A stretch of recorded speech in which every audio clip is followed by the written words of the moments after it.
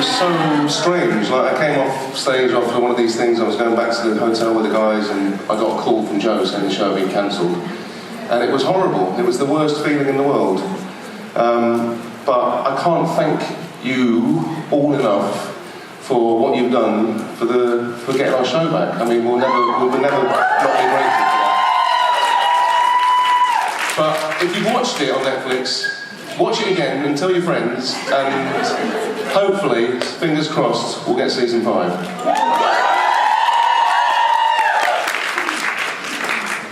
Hello. I'm too tall for this, or not? Yeah, I know that problem. First of all, thank you for being here. Oh, it's a pleasure. I agree with you completely. I think season 4 is the best until now. Oh, thank you very much. I just finished watching the last episode. Yay. But I have a question for you. Because you were directed by Richard Spade Jr. this season. And I was wondering if you have any stories for us. Well, I have to say that Richard, and I don't say this just because he's here, I actually, his episode this season was my favourite episode of the season. And Richard coming on and working on Lucifer was like putting on a glove. He was perfect. We absolutely loved him there, and if we do a season 5, we'd quite happily have him back for obviously more than one episode, which would be great. Do I have any funny stories about Richard? Goodness me. No, I don't. Do you know what? Boringly, no, I don't really, because he was far too professional for his own good. He really was. But he was just. What I loved about Richard was that having known him already, for him to come on and just for people to experience what a nice, clever man he is. That was really quite comforting. So there you go. It's a bit of a boring answer, isn't it? No, it's fine. Yeah. Oh, he farted every day. Really nice. There we go. Thank you. Hi, Tom. Hi. I was wondering, everybody noticed a very notable change in your physical shape. That really, I'm sure everybody appreciated a lot. Especially in some scenes of the 4th season. And so I basically stopped drinking apple juice. That's what it was. And so Until now. And so I was wondering if it was a production choice or if you spontaneously decided I want to go on a good shave for my fans.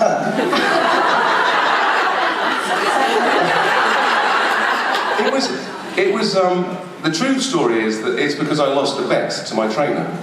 So my trainer, Paolo, who's actually from Rome, who trains Leslie Ann and he trains Kevin on the show as well, and he was like, Dom. And Leslie Ann, Kevin, they do men's health, they do women's health. I need you to do it. And I was like, Paolo, you know how much hard work that is and how much time I need to do that? And he was like, okay, if you do season 4, we do it. And I was like, all right, okay. So when we got cancelled, the one sort of silver lining was like, well, at least I don't have to do that. And then we got picked up by Netflix. I don't know if you know that. And literally the first call I got was from Paolo going, "Are you ready?" So it was more because of that, and it was really funny because everyone thought that people called it the Netflix body. It was nothing to do with Netflix at all. I think they just inherited that because of an accident. But it was something that I sort of challenged myself to do, and I'm glad that we did it. And now it's sort of changed the way that I am a bit. I come here 15 pounds heavier than last year. Well, you worked a lot. We could see on your Instagram. Very hard. And you're welcome. Thanks, Tom. Thank you. Who wants a wristband? Oh. This could be dangerous. I could take someone's eye out with these. There we go. Who's next? Who's next for a question? Oh, Caroline. Apologies. Apart from your family, I wanted to know, what do you miss the most when you're in Los Angeles and when you're in London? From Los Angeles and from London? Architecture. I know, I weirdly, I feel I love living in LA for lots of reasons, but one thing I do really feel that I miss outside of my children, of course, when they're not with me, is culture. Like, do you know what I mean? Like rich old culture. I mean, LA is an amazing place, but it's such a kind of modern place in context of Europe, for example. And so, you know, it was really difficult for me when I first got there to sort of appreciate the city because it doesn't look that nice. But yeah, I really miss that kind of like going to the theatre and, you know, just conversations that aren't just about movies and TV. Thank you. You're welcome. Round of applause. Hello. Oh, what's on your head? Oh, it's... Is it your birthday? Yeah. I mean, come on, shall we? Happy birthday to you. Happy birthday to you. Happy birthday, dear Yeah. Cara. Happy birthday to you. I'm going to give you a hat. Here. Go on top of this one, don't burn it. You're welcome, happy birthday. Sorry.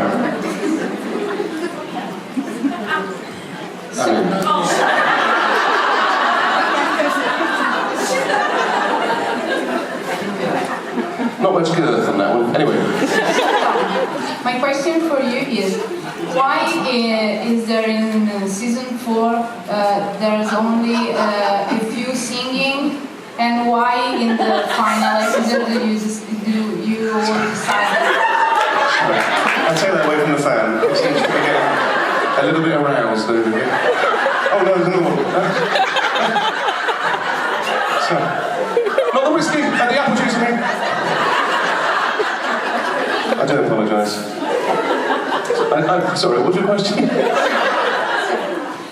Why is there in season 4 only a few singing, and why do you all decided in the final episode to dance? Why is there only one song? Was that the question? Yeah. I think, well, we only had 10 episodes now, so in order to kind of service everything that we want to do in the show, I think, as much as it would be tempting to do a song every week, I think we need to, how do I say it? We need to pick our battles. So I think we wanted to do a song, and you know, it's always trying to find the right place to do it. So we thought we'd open with that. But the dance thing at the end, that came out of Ildy's head.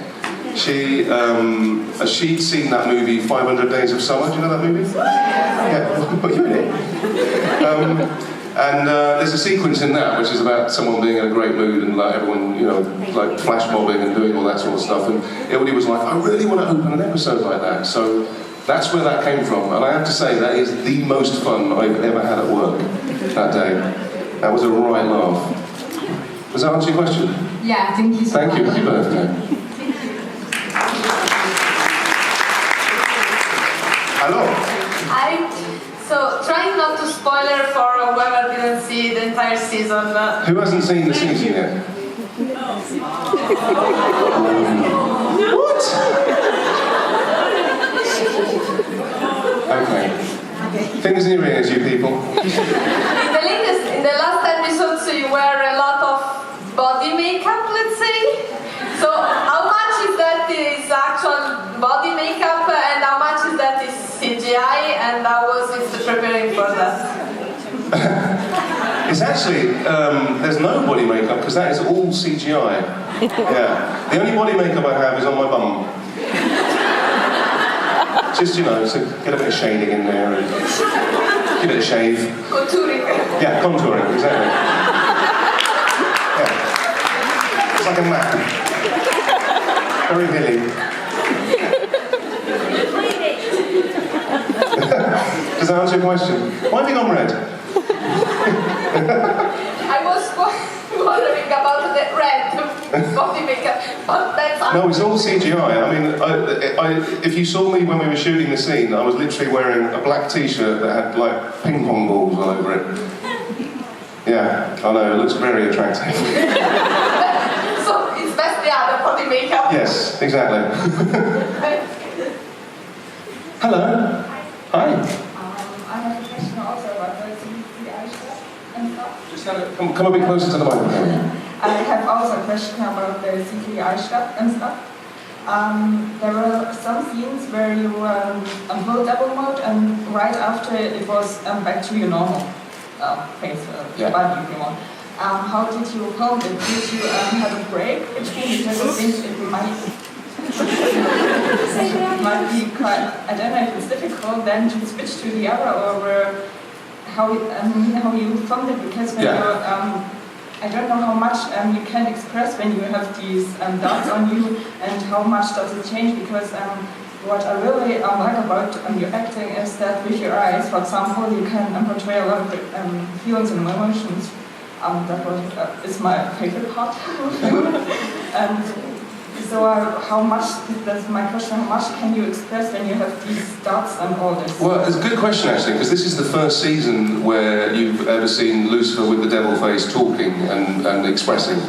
And a lot of that is down to the fact that the technology has advanced a lot in the last few years, even since we started shooting the show. So when it comes to shooting a scene where he is devil face or devil body, we shoot it without any CGI, we shoot it as a normal scene. So when they edit it, they can come back to the bits where it's just my face without the devil face. And then there'll be like a break in filming, and it didn't take too long actually, it takes about 20 minutes to put all the dots on, and then we come back and we just film the scene again. But this year, with the dots on the face, they were able to kind of track my expressions as well as Tom, and then put them onto the devil face. So, I don't know if you noticed, but the devil face was a lot more expressive this year. Yes. Does that answer your question? Yeah. Okay, great. Thank you.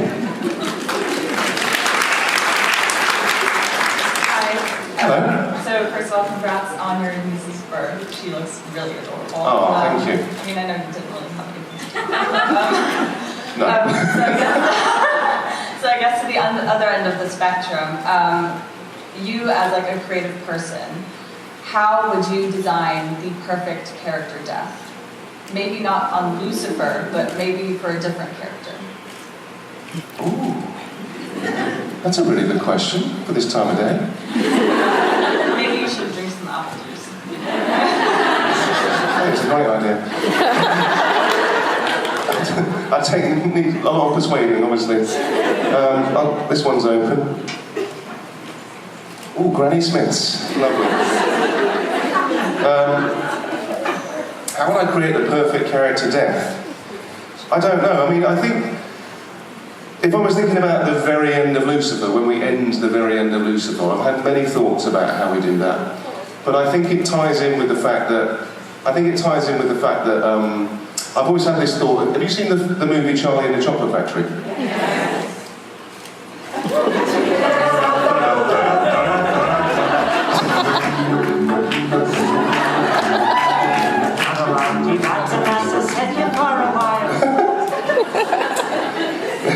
Welcome to the inside of my head. I've always thought about the end of Lucifer, right? So in Charlie and the Chocolate Factory, there's that beautiful moment in the first one with Gene Wilder, not the one with Johnny Depp. And that moment where he's really mean to Charlie at the end, and Charlie's about to leave, and then he goes and puts that gobstopper on. And then Gene Wilder's face lights up and he goes, "You won, Charlie." He goes, "Charlie, you won." And this whole thing comes about, and basically he's passed this test that Willy Wonka was doing for him. I always kind of feel like the end of Lucifer would be that Lucifer somehow has passed the test that Dad has put in front of him. And I think that test is obviously something to do with Chloe, it's obviously to do with love, and it's obviously to do with redemption and forgiveness. So I think all of that will tie in at some point with hopefully, with the end of, when we get to the end of our show. Okay? Who wants a wristband?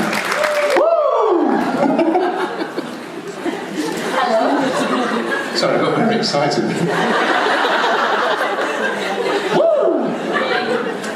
Okay, so I have a question for you, and it's about the most difficult scene you had to shoot in season 4. And just another one, you had more chemistry with Lauren or within bar? Well, I like to think that Lauren and I have got good chemistry, and we sort of took that forward this season. In bar was so much fun, like to come and join the show and just do what she did and like make so much of that character. I just thought she was fantastic. Actually, she was so much fun to work with. In terms of the hardest scene, gosh, I mean, there was a few this season, but I think when, we were really getting down to it on the emotional stuff this season, and I think, filming that last scene with Lauren was really, we both were really emotional during it, because it was a real kind of climax in our story. So that was tough. I mean, gosh, I enjoy going to work every day on Lucifer because there's so many different things to do. And what some people might see as a difficult scene, I kind of like relish. I look forward to doing stuff like that. So there was nothing that was like particularly tricky or too difficult to do, but I found myself like emotionally in a different place this year after a lot of scenes. But I think that's because where our story had gone to. Thank you. Thank you. I like your t-shirt. What does it say? Detective. Hello, detective.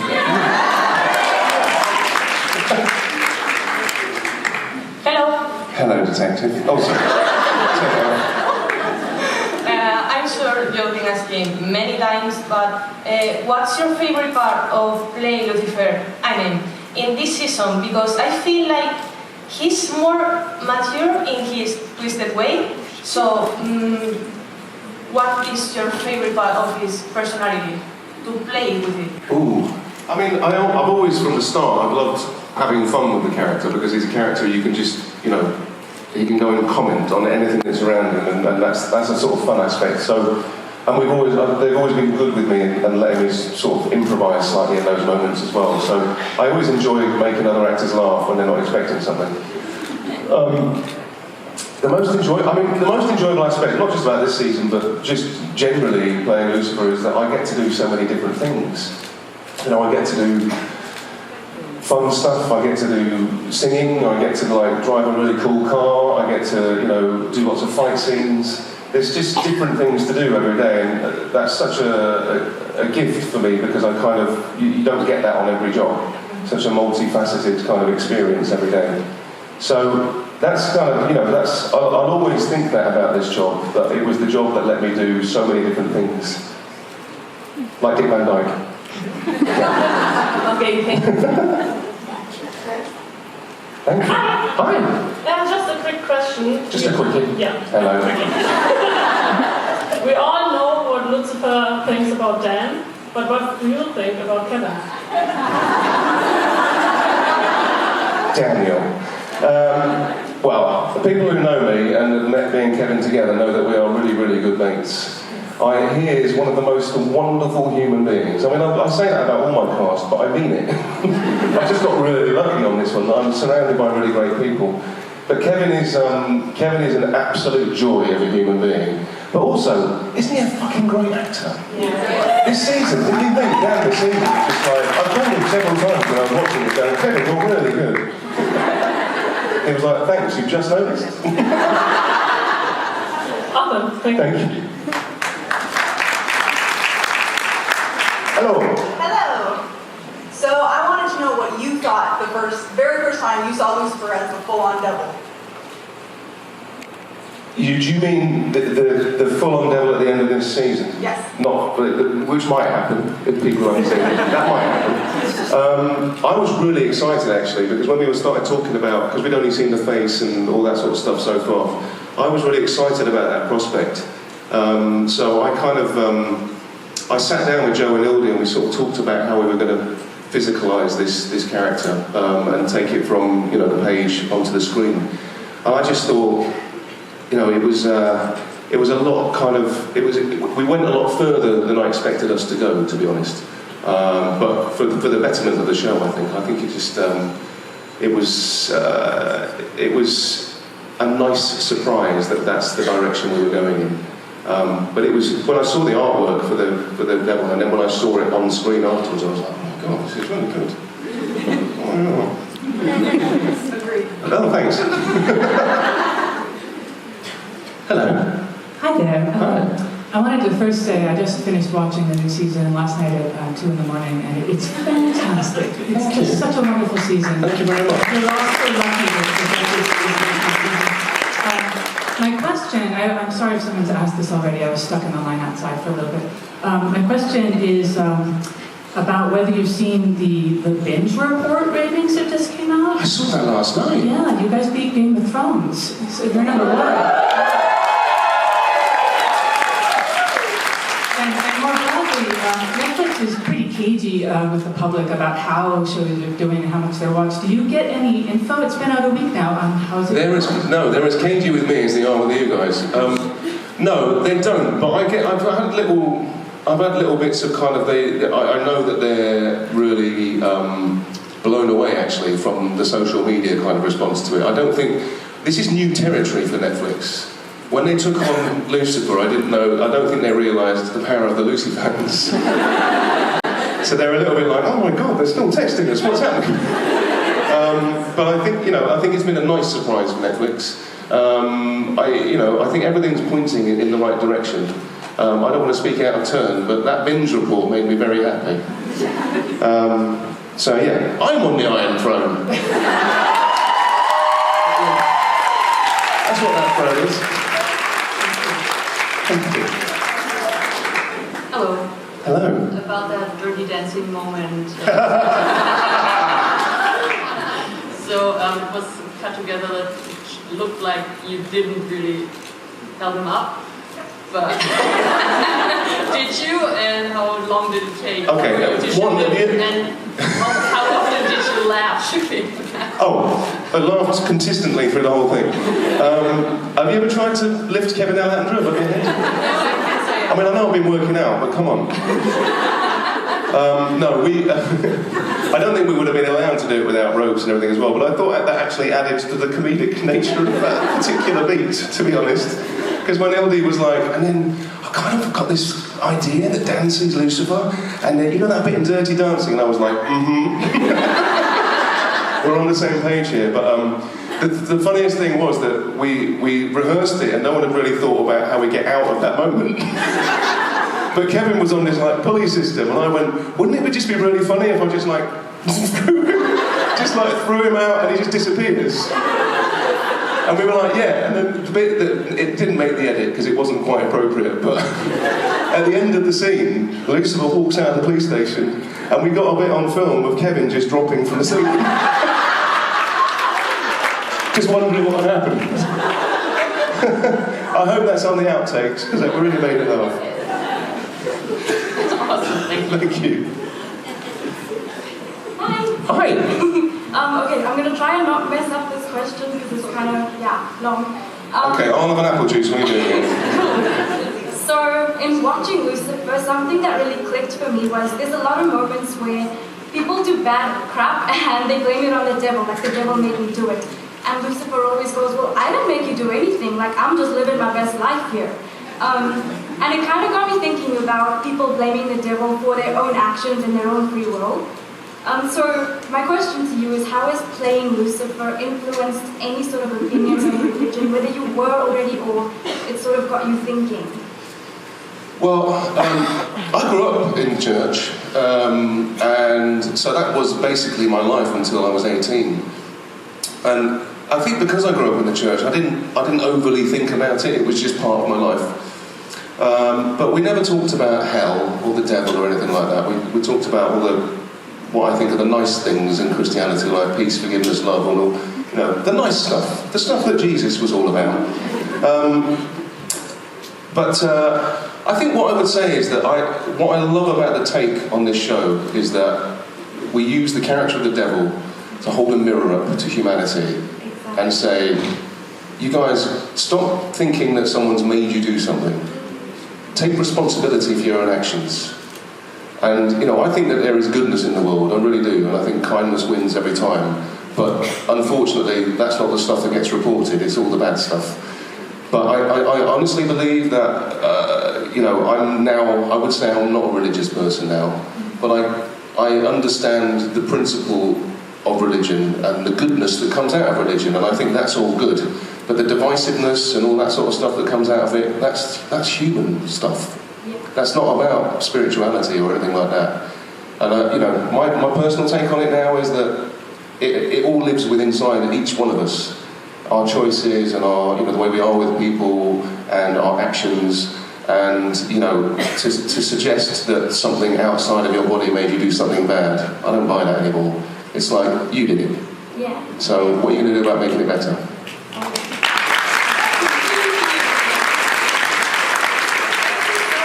Yeah, I'll wristband. That's what Lucifer would do. You're welcome. Oh, lovely. Okay, who's next? Buongiorno, Mr. Ellis. Buongiorno. Sorry for my English. It's better than my Italian, I promise you. My Roman accent It's very thick, yeah, I can't quite understand. must be a torture for you, for Lucifer. But excuse me. That's okay. Can I ask you a question about Merlin show? Merlin movie? You interpreted the king in that show, didn't you? Oh, in Merlin? Merlin. In Merlin? Merlin. Sorry. That's okay. I didn't see the show, but...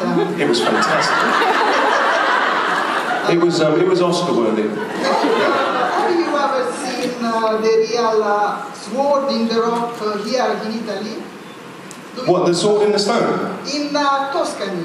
There's actually here? There is in a medieval abbey, San Galgano, called San Galgano Abbey, medieval abbey. There is a real exist. I wasn't aware of this. I'm quite tempted to go there and see if I can pull it out. I might be the king of Italy.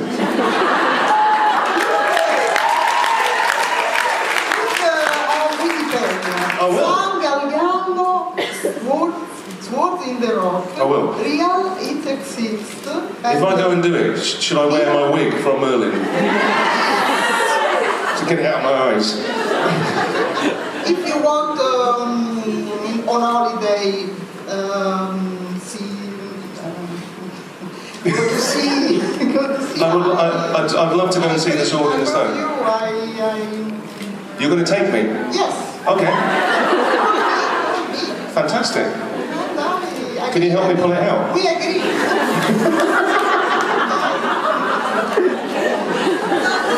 What? That was not... It's me. Can I come for make the show? I'm a bit lost here. Yes, I'm going to say yes. Does that answer your question? No? Thank you. Thank you. I'm waiting here for you, huh? You wait there for me. But limber up, because it's probably quite, you know... We're going to put our back into it. It's real. I want that throne. I'm addicted to thrones now. Hi. Hi Tom. There's any chance to see a new season of Miranda soon? Oh. Do you know, I'm going to let you into a secret. She emailed me last week. Just to say, leave me alone. No, she emailed me last week. We've talked, actually over the last few years, we've talked about doing a couple of special episodes to sort of see what's happening with Miranda and Gary and potentially the kids. And so I think that's something we would like to do in the next few years. It just depends about scheduling and time and all that. But I've always said it's something I'll go back to, and I will continue to do that because it was a huge part of my life. Thank you. You're welcome. Hello. Hello. So for people who haven't seen Lucifer, I'm sorry. Yeah, I'm sorry too. But my question is, why at the end, when you go away, you have angel wings again, when you went full body devil before? Anyone else want to answer that question? Or, no. Basically, it ties in with the self-realising. And I think that moment between Lucifer and Chloe at the end and what is said in that moment is the thing that brings back his angelic nature.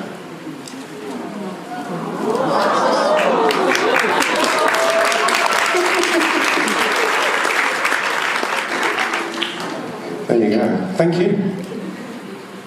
Hi. Hello. During this first season, Lucifer has made many decisions. If you had the chance to change one of them, which one would it be and why? Ooh.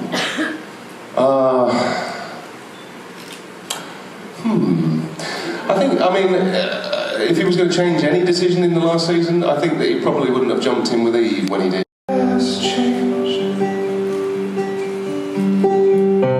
So I'd rather be looking for something red, praying for the rain. So I wander on to someone else's sea. I moved to the coast, under a mountain, swam in the ocean, slept on my own. At dawn I watched the sun cut ribbons for the day, and I remember all the words my mother wrote. We don't eat until your father's at the table. We don't drink until the devils turn to dust. Never once has any man I've met been able to love. So if I were you, I'd have a little trust.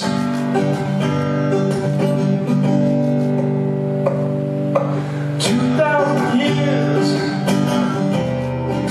been in that water.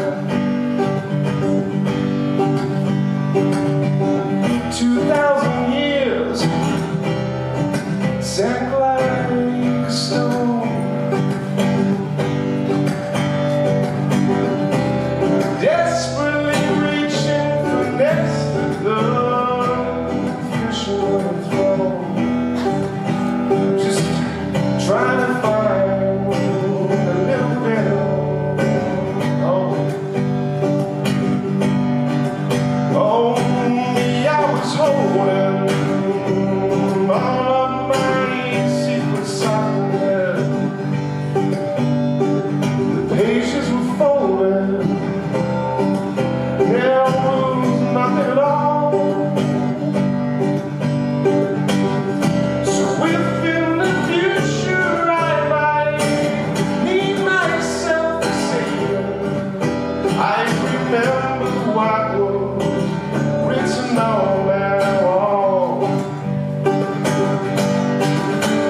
We don't eat until your father's at the table. We don't drink until the devils turn to dust. Never once has any man I've met been able to love. And so if I were you, I'd have a little trust.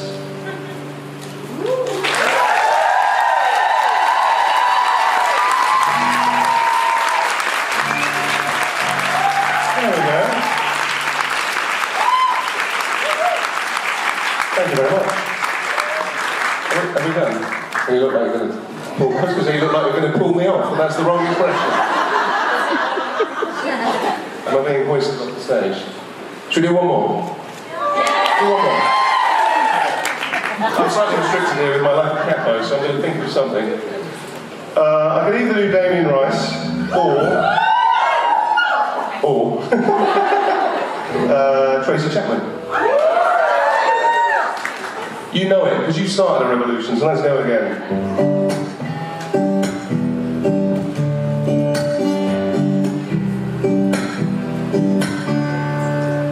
Don't you know they're talking about a revolution? Sounds like a whisper.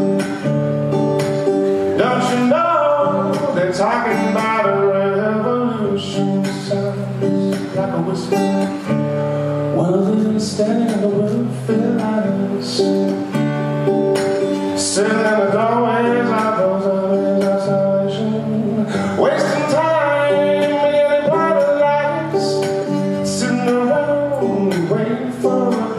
don't you know? They're talking about a revolution. Sounds like a whisper. Well, the poor people gotta rise up and take what's theirs.